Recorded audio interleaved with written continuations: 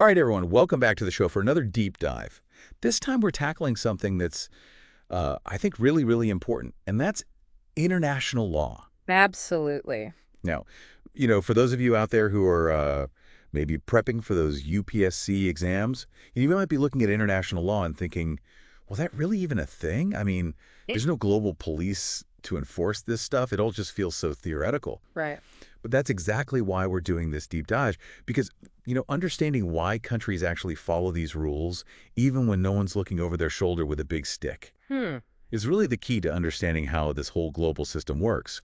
And it's not just for, acing that international relations paper either. It's about being a more informed citizen of this planet. Yeah. So with that in mind, let's really dive in. And maybe we can start with this.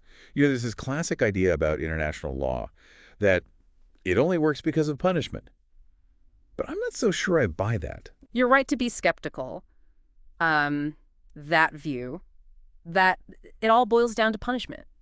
It's just way too simplistic. Think about it. I mean, in your own life, you don't just follow the law because you're terrified of getting punished, do you? No, I'm not always. I mean, Right.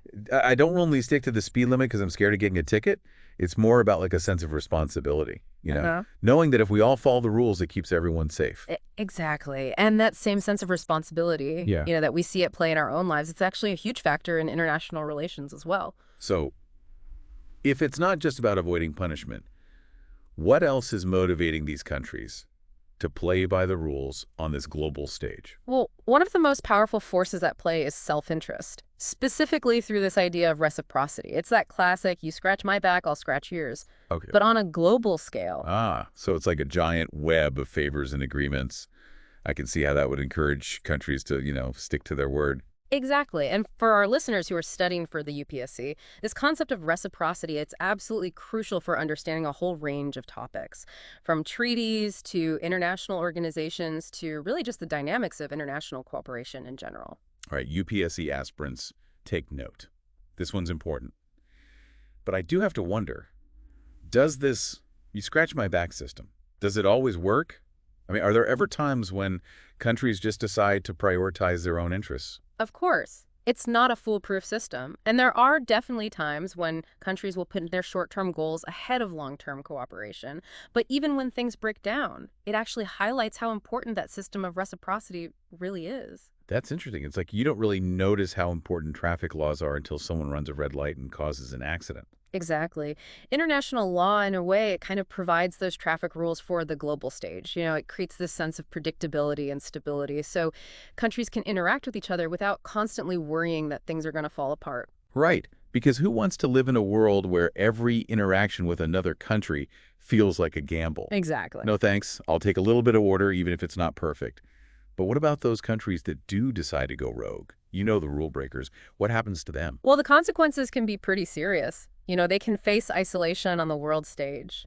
Countries that consistently break those international agreements, they risk becoming pariahs, facing sanctions, economic restrictions, maybe even getting kicked out of international organizations. So it's not like a literal jail sentence, but it's definitely a form of punishment. Exactly. And for those of you studying international relations, the case of Libya is a really good example of this kind of isolation. For decades, Libya was basically ostracized because of their support for terrorism and because they were trying to develop weapons of mass destruction.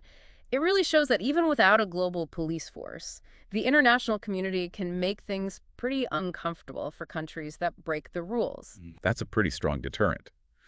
But let's be real for a second. Sometimes isolation just isn't enough. Sometimes you need actual punishment. Does international law even recognize that? It does. There's this concept called reprisal or retaliation, and it's actually a recognized principle within international law. Okay, so it's like the self-defense argument, but on a global scale. Yeah, that's a good way to think about it. Okay. And the 1991 Gulf War, where the international community came together to push back against Iraq's invasion of Kuwait. That's often cited as a prime example of reprisal in action. Right. Because if a country is blatantly violating international law Right. and threatening the stability of everyone else, sometimes a stronger response is needed. Exactly. It shows that while international law is built on cooperation and shared interests, it also acknowledges the realities of power, and that sometimes you need mechanisms in place to deal with those really serious violations. But here's what I find interesting. It's not all about cold calculations and fear, is it? There's also this moral dimension to international law. Like, I'm thinking most people don't steal just because they're afraid of going to jail. It's because they believe it's wrong. You're absolutely right. That sense of morality, it plays a huge role in how states act on the world stage. So it's not just a game of strategy and self-interest. There's a conscience involved, too. Precisely. And this is really clear when we look at those international norms that are rooted in morality, like the prohibitions against slavery and genocide. Most countries, regardless of their political systems or their cultures, they see these acts as inherently wrong. I mean, yeah, those are pretty universally condemned actions. You don't need a law to tell you that genocide is wrong. Right. It just goes against our shared humanity. Exactly. And this inherent sense of morality, it really shapes how countries interact. It influences their foreign policies. It guides their participation in international organizations, and it impacts their willingness to cooperate on global issues. That makes a lot of sense. But wait a minute. We can't forget about that constructivist argument we talked about earlier. The one that suggests that international law itself can actually shape those moral values over time. That's some pretty deep stuff. It is, isn't it? Constructivism challenges us to think about international law not just as a reflection of our values, but as something that can actually change those values over time. It suggests that by participating in the system, by engaging in dialogues and signing treaties and following the norms, countries actually internalize those norms and values. So it's like the more you interact with a system, the more it becomes a part of you. Kind of like how wearing a uniform can make someone feel more responsible and act differently. Exactly. A great example of this is the development of international humanitarian law.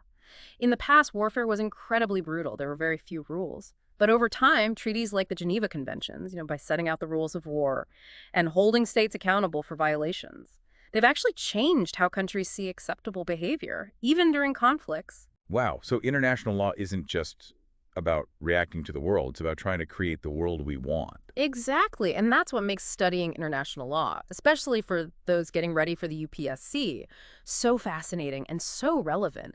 It's not just about memorizing legal theories. It's about understanding how power and self-interest and morality and these shared norms all come together on a global scale. Okay. So we've covered a lot of concepts here. But I think to really understand this, we need to look at some real-world examples. What are some situations that show these principles in action? Absolutely. Let's take the World Trade Organization as an example, the WTO.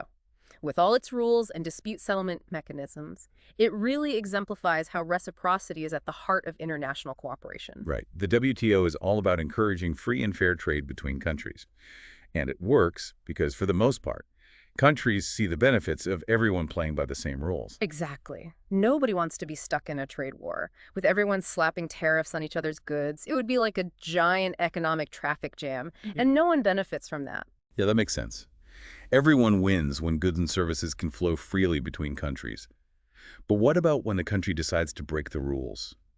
Even if it means being isolated. Well, as we discussed earlier, Libya's isolation for decades, because of their support for terrorism and their pursuit of weapons of mass destruction, it's a perfect example, their actions led to serious diplomatic and economic consequences, really highlighting the cost of going against those international norms. Right. It shows that there are real consequences for breaking the rules, even without a global police force.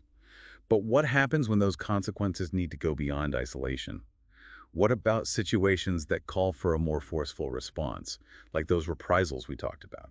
The 1991 Gulf War is often seen as a classic example of the international community coming together and using force to enforce international law. Iraq's invasion of Kuwait, it was a clear violation of international norms, and the military action that followed, which was authorized by the UN Security Council, it was a form of reprisal aimed at pushing back against that aggression. And that really highlights how, while international law is mostly about cooperation and shared interests, it also recognizes that sometimes a stronger response is necessary to address those serious violations and to maintain the stability of the whole system. But let's go back to that moral dimension for a moment. Can you give us some specific examples of how that sense of right and wrong influences how countries act? Absolutely. The global movement to abolish slavery is a great example. Slavery was once widely accepted, but today it's condemned universally as a violation of basic human rights. And this change in how we understand morality, it's had a huge impact on the development of international law, leading to treaties and conventions that make slavery and human trafficking illegal. It's amazing to think how far we've come on that issue. But it wasn't just about changing laws. It was about a fundamental shift in how we, as a global community, see the value and dignity of every person. Exactly. And that shift in moral understanding has had ripple effects across the whole international system, influencing everything from labor standards to humanitarian interventions. That's really inspiring. But before we get carried away by the power of morality, let's not forget that there are tricky situations where self-interest and moral principles might clash. How does international law deal with those conflicts? That's where things get really interesting. You see, international law, like any system of rules, is constantly evolving Yeah. and adapting to new challenges. And sometimes those challenges force us to confront tough ethical dilemmas where there are no easy answers. So it's not just about following a set of fixed rules. It's about navigating a complex and sometimes messy reality where different values and interests are constantly bumping up against each other. Exactly. And for those of you preparing for the UPSC, this is where your critical thinking skills are really going to come in handy. It's not enough to just memorize treaties and legal doctrines. You need to be able to analyze real-world situations, consider different viewpoints, and form well-reasoned arguments. That's such an important point because in the end, international law isn't just some abstract academic exercise. It's about understanding the forces that shape our world and having the knowledge and tools to navigate that world effectively. And it's about recognizing that international law, even with its imperfections, it plays a crucial role in encouraging cooperation, managing conflict, and ultimately striving for a more just and stable world order. Okay, we've covered a lot of ground. But before we wrap up, I've got to ask you something. If international law is always changing, what new norms do you think will be the most important in the future? What new rules will we need to deal with the challenges of a rapidly changing world? That's a great question. And it's one that we need to think about carefully. I think one of the biggest challenges facing the international community in the coming years is going to be climate change. Oh, absolutely. Climate change, it's the ultimate global challenge, and it's going to require an unprecedented level of international cooperation. Exactly. And as the impacts of climate change become more severe, we're likely to see new legal norms and frameworks emerge, governing everything from reducing emissions to adapting to climate change and providing disaster relief. Right. And those norms will need to be strong enough to address the problem, but also flexible enough to adapt as our understanding of climate change evolves. Precisely. We're also likely to see more focus on things like cybersecurity and regulating artificial intelligence. As technology keeps advancing so rapidly, the international community is going to need to develop new norms and legal frameworks to manage the risks and harness the potential of these transformative technologies. It's amazing to think about how these emerging issues will shape the future of international law. And for our listeners who are preparing for the UPSC, it's a reminder to stay informed about these global trends and be able to analyze how they'll affect things. But before we get too far ahead of ourselves, let's bring it back to the present and recap some of the key takeaways from today's deep dive. Absolutely. First and foremost, remember that the old view of international law as just being about punishment is way too simple. While the threat of sanctions or military action does exist, it's not the main reason why countries follow international law. Right. It's more about self-interest. That you scratch my back, I'll scratch yours idea. And wanting a predictable and stable international system, think of it like a traffic system that works. Everyone benefits when we follow the rules, even if it means slowing down or taking a detour sometimes. Exactly. And for those of you studying for the UPSC, don't forget to emphasize that concept of reciprocity in your answers. It's a key idea for understanding treaties and international organizations, and how international cooperation works in general. And while we're talking about key concepts, let's not forget about that constructivist perspective, which says that international law can actually shape how countries see their own interests and even their moral values over time. It's a pretty big idea. It makes us think about international law not just as a set of rules, but as a powerful force that shapes how countries interact. It's not just about reacting to the world. It's about trying to create the world we want to live in. It encourages us to look beyond simple explanations and embrace the complexity of the international system. And don't forget the real-world examples: the WTO, Libya's isolation, the Gulf War, the abolition of slavery. These are all great illustrations of these principles at work. They show how self-interest, reciprocity, reprisal, and morality all play a role in shaping international relations. And as we look ahead, issues like climate change, cybersecurity, and artificial intelligence are likely to drive the creation of new international norms and legal frameworks.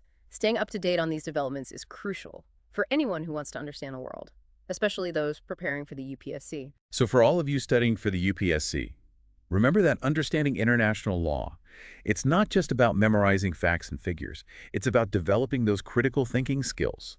So you can analyze real-world situations, look at different perspectives, and put together well-thought-out arguments.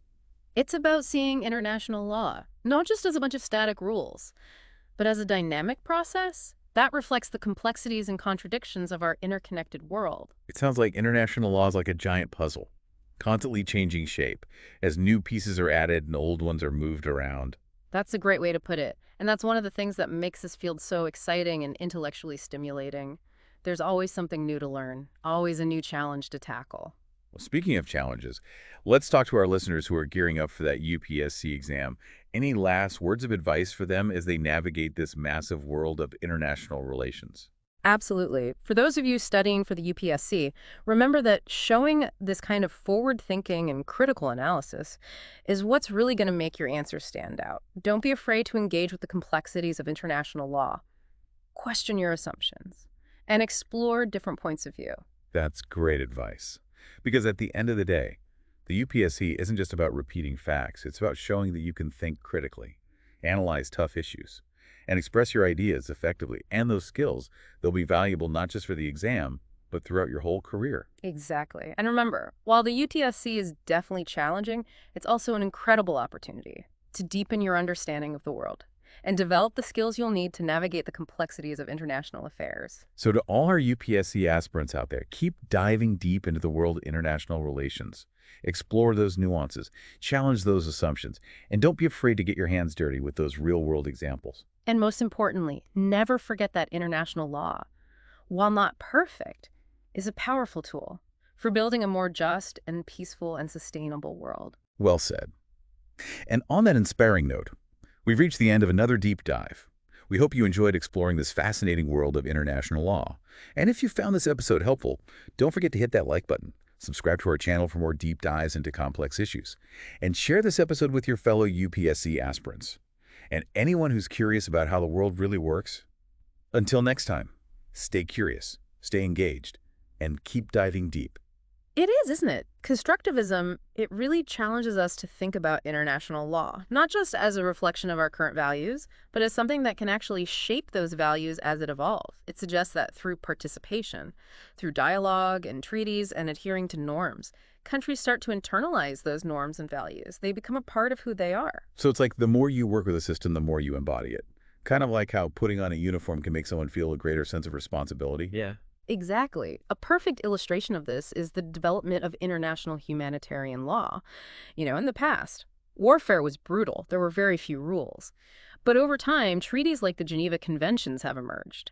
By codifying rules of war and holding states accountable, they've influenced how states perceive acceptable conduct, even in the midst of conflict. So international law isn't just reacting to how things are. It's about actively shaping a better future. Precisely. And this is what makes studying international law so compelling, especially for those preparing for the UPSC. It's not just about memorizing legal doctrines. It's about understanding the interplay of power, self-interest, morality, and the creation of these shared norms on a global stage. We've covered a lot of ground conceptually, but let's ground this with some concrete examples. What are some real-world situations that demonstrate these principles? Sure. Let's look at the World Trade Organization, or WTO, for instance.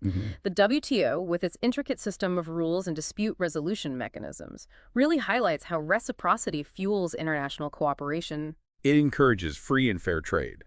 And it works because most countries understand that a level playing field ultimately benefits everyone involved. Exactly. No one wins in a trade war where everyone's slapping tariffs on each other's goods. It's like a global economic gridlock. It makes perfect sense. Open trade benefits all parties.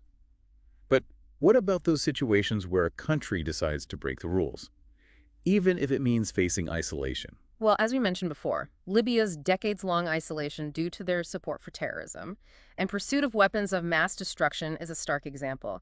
Their actions led to very real diplomatic and economic fallout, showing that there's a price to pay for defying those international norms. It underscores the fact that even without a global police force, there are mechanisms to address those who choose to disregard the rules.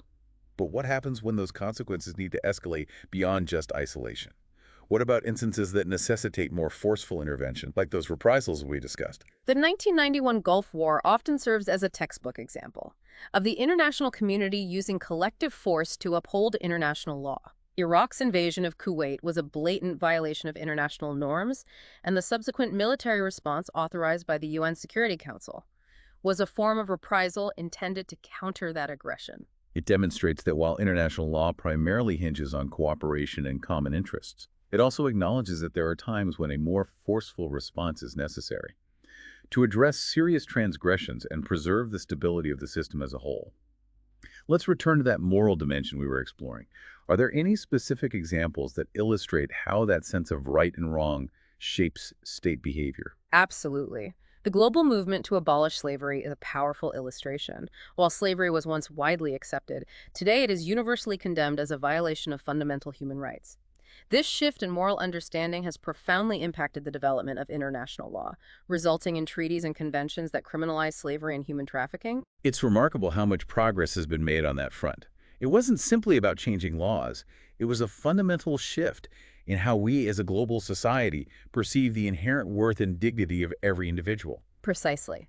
And that shift in moral understanding has resonated throughout the international system, influencing everything from labor standards to humanitarian interventions. That's truly inspiring.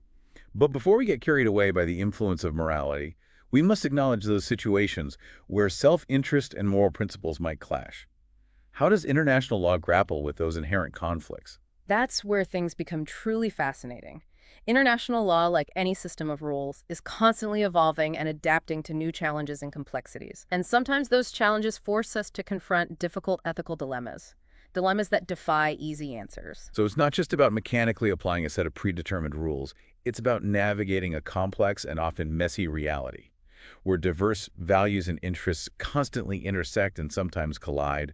Exactly. And for those of you preparing for the UPSC, this is where your critical thinking skills will be truly tested.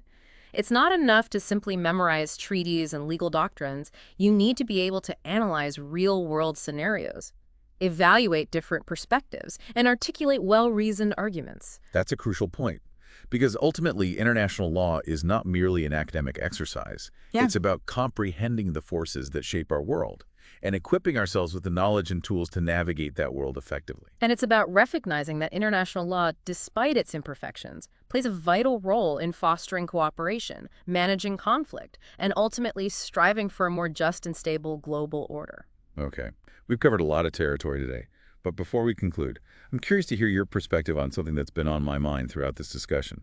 If international law is constantly in flux, what emerging norms do you believe will be most critical in the years to come? What new rules will guide us through the challenges of a rapidly changing world? That's a fantastic question, and one that deserves careful consideration. I think one of the most pressing challenges facing the international community in the coming years is going to be climate change. Oh, absolutely. Climate change, it's like the ultimate global challenge, and it's going to demand a level of international cooperation that we've never seen before. Exactly. And as the effects of climate change intensify, we're likely to see new legal norms and frameworks emerging, covering everything from reducing emissions to adapting to these changes and providing aid in the face of disasters. And those norms, they'll have to be strong enough to tackle the problem, but also flexible enough to adapt as our understanding of climate change evolves. Precisely.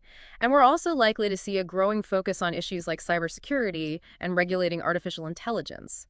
As technology advances at such a rapid pace, the international community will need to come up with new norms and legal frameworks to manage the risks and harness the potential of these transformative technologies. It's fascinating to think about how these emerging issues will shape the future of international law. And for our listeners preparing for the UPSC, it's a reminder that staying up to date on these global trends and being able to analyze their implications is essential.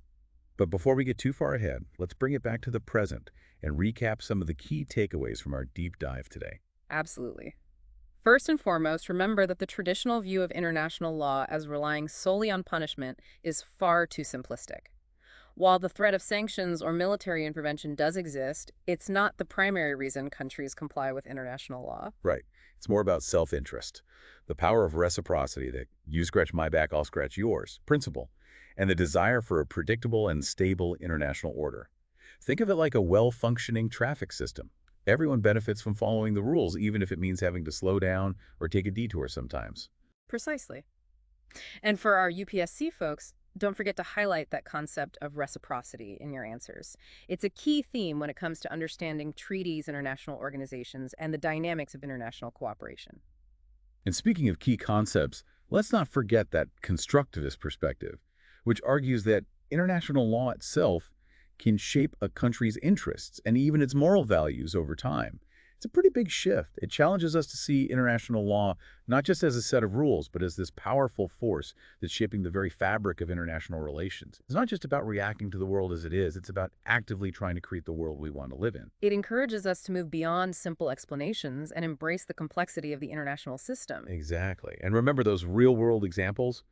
The WTO, Libya's isolation, the Gulf War, and the abolition of slavery. These are all great illustrations of these principles in action.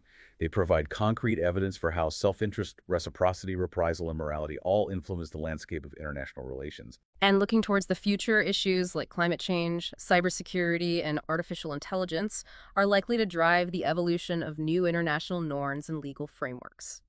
Staying informed about these developments is crucial for anyone who's interested in understanding the world around us, especially those preparing for the UPSC. So as you continue your UPSC journey, remember that understanding international law isn't just about memorizing facts and figures. It's about developing those critical thinking skills to analyze real-world situations, assess different perspectives, and articulate well-reasoned arguments. It's about seeing international law not as a set of static rules, but as a dynamic process that reflects the complexities and contradictions of our interconnected world. So it sounds like international law is kind of like a giant, constantly evolving puzzle with new pieces being added and old ones being rearranged. That's a great analogy, and that's one of the things that makes this field so dynamic and intellectually engaging. There's always something new to learn, always a new challenge to grapple with. Well, speaking of challenges, let's give some final words of wisdom to our listeners who are preparing for the UPSC exam. Any advice for them as they navigate this vast world of international relations? Absolutely. For those of you studying for the UPSC, remember that demonstrating this kind of forward thinking and critical analysis is what will really make your answers stand out. Don't be afraid to engage with the complexities of international law, question your assumptions, and explore different perspectives. That's excellent advice, because in the end, the UPSC isn't just about regurgitating facts. It's about demonstrating that you can think critically, analyze complex issues, and communicate your ideas effectively. And those are skills that will serve you well, not just in the exam room, but throughout your career. Exactly.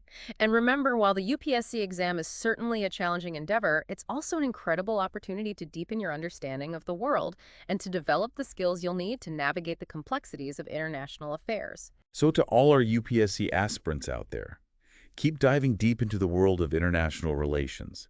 Explore those nuances, challenge those assumptions, and don't be afraid to get your hands a little dirty with those real-world examples. And most importantly, never lose sight of the fact that international law, while imperfect, is a powerful tool for building a more just peaceful and sustainable world. Well said. And on that inspiring note, we've reached the end of another deep dive. We hope you enjoyed this exploration of the fascinating world of international law. And if you found this episode helpful, don't forget to hit that like button, subscribe to our channel for more deep dives into complex issues, and share this episode with your fellow UPSC aspirants and anyone who's curious about how the world really works. Until next time, stay curious, stay engaged, and keep diving deep.